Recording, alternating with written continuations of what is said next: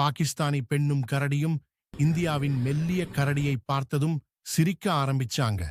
இதை கண்ட இந்திய பெண்ணும் கரடியும் கோபமாகி ஓடிவிட்டாங்க.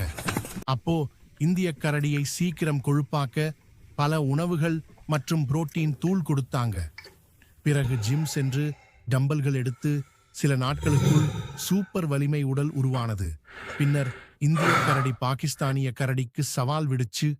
வாழைப்பழ சாப்பிடும் போட்டி ஆரம்பிச்சு. பாகிஸ்தானிய கரடி வாழைப்பழங்களில் மூழ்கி சாப்பிடுது. எங்கள் கரடிதான் வெல்லும் என பாகிஸ்தானிய மக்கள். ஆனால் இந்திய கரடியும் சமமாக வாழைப்பழங்களை சாப்பிட்டது. இந்திய மக்கள் எங்கள் கரடிதான் வெல்லும் என்றனர். இருவரும் சமமாக வாழைப்பழங்களை சாப்பிட்டு சோர்ந்து விட்டாங்க. இப்போது யாருடைய வெற்றி ஓட்டிங் தான் தீர்மானிக்கும். பாகிஸ்தானிக்கு வெற்றி தருவீர்களா என்றால் கமெண்ட் செய்யுங்க. இந்தியாவுக்காக லைக் அண்ட் சப்ஸ்கிரைப் செய்யுங்க. இதுல தான் தெரியும் சாம்பியன் யார் என்று.